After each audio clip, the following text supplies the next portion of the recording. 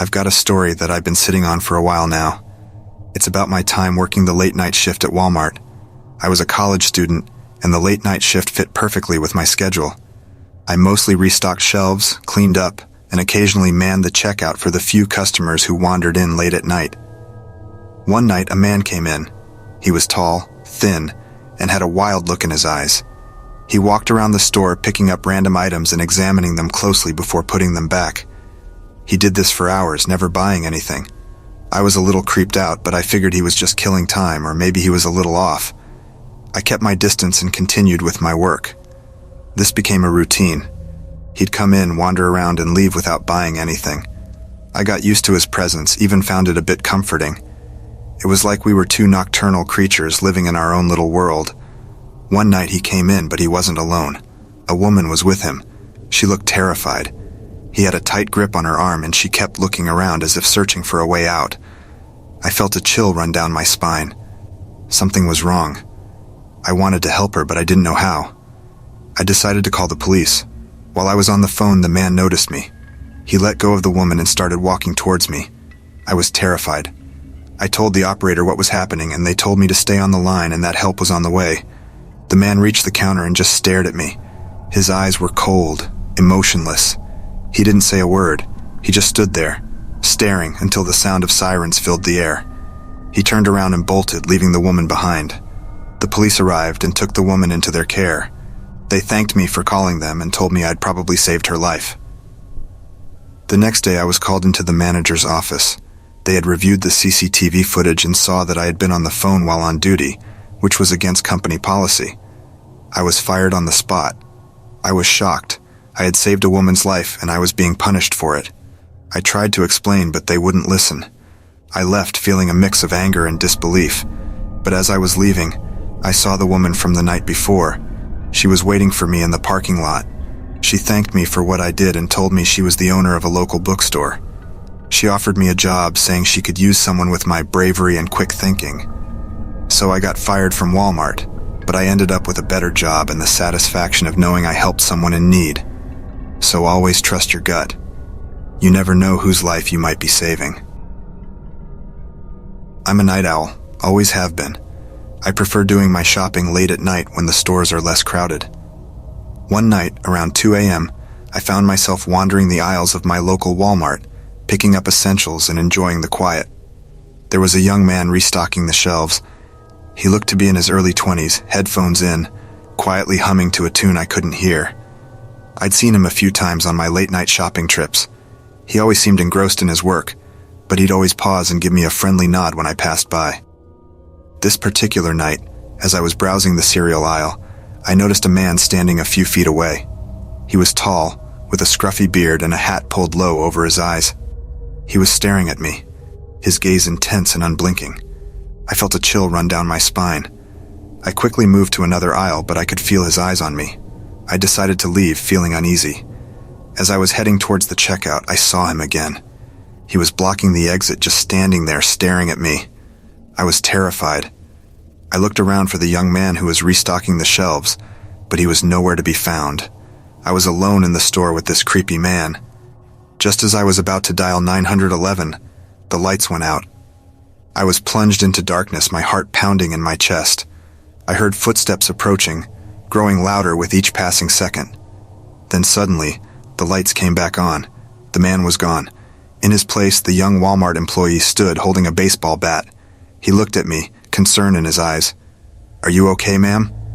I was shaken but relieved. I thanked him and quickly left the store. The next day, I reported the incident to the store manager. They reviewed the CCTV footage and saw the man. He was a known local troublemaker, recently released from jail. I later found out that the young Walmart employee wasn't an employee at all. He was an off-duty cop doing some late-night shopping. He had noticed the man following me and intervened when the situation escalated. I started working at Walmart about 6 months ago. It was a typical job, nothing out of the ordinary. I was assigned the night shift, which meant dealing with fewer customers and more time to stock shelves and clean up. The store was located on the outskirts of town, surrounded by a thick forest. It was a bit eerie, especially at night, but I never paid much attention to it. That was until I started noticing strange things. It began with small incidents. Items would go missing from the shelves, only to reappear in the most unlikely places. I'd find toys in the frozen food section or canned goods in the electronics aisle. I brushed it off as pranks by bored teenagers. Then the noises started. It was subtle at first, a soft rustling sound like someone shuffling through the aisles. I'd turn around expecting to see a customer, but there would be no one. The store would be empty save for me and the occasional night owl checking out at the front. One night as I was restocking the canned goods aisle, I heard a child's laughter. It was faint but unmistakable. I looked around, but the store was empty. I shrugged it off, thinking maybe it was the PA system playing tricks on me. The next night I heard it again. This time it was louder, closer. I followed the sound, which led me to the toy section.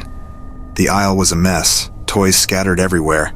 In the middle of it all, a single doll stood upright. It was one of those old-fashioned porcelain dolls with glassy eyes and a creepy smile. I felt a chill run down my spine. Over the next few weeks, the incidents escalated. I'd hear footsteps behind me only to turn around and find no one. Lights would flicker, doors would slam shut, and that laughter. It was always there, echoing through the empty aisles. One night I decided to investigate. I brought a digital recorder hoping to catch some of the sounds. I walked through the store asking questions into the void. "Who are you? What do you want?" I felt silly, but I was desperate for answers. When I played back the recording, I nearly dropped the device. Amidst the static, I heard a soft voice, a child's voice. "Play with me," it said. I was terrified, but I needed to know more. I started researching the history of the store. I discovered that before Walmart, the land used to be a residential area.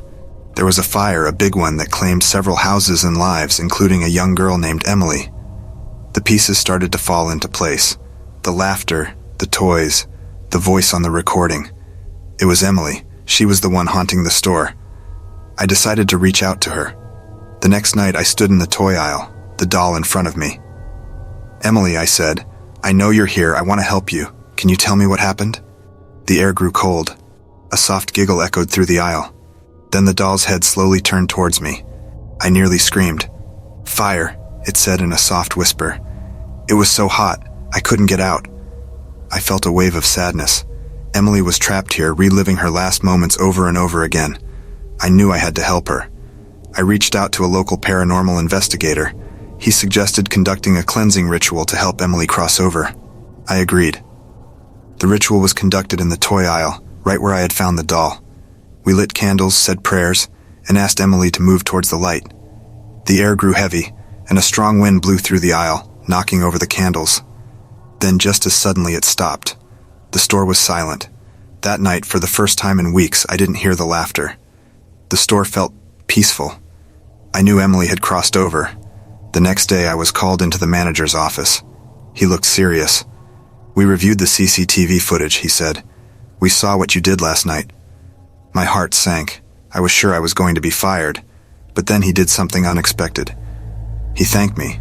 He had been aware of the strange occurrences, but didn't know what to do about them. He was grateful that I had taken care of it. From that day forward, the store returned to normal. No more misplaced items, no more strange noises, no more eerie laughter. Emily was finally at peace. A few weeks later, a woman came into the store. She looked around, a sad look on her face. I approached her asking if she needed help. She shook her head. "I'm just reminiscing," she said. "I used to live here before the fire." I felt a chill run down my spine. "Did you know Emily?" I asked. She looked at me, surprised. "Yes," she said. "She was my daughter."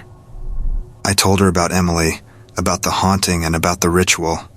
She broke down in tears, thanking me for helping her daughter find peace. As she left, she turned around and said, "Emily always loved Walmart. She'd be happy to know that her spirit lived on here." So there you have it. My Walmart was haunted by a little girl named Emily. Or at least it used to be. Now it's just a regular store with a remarkable story.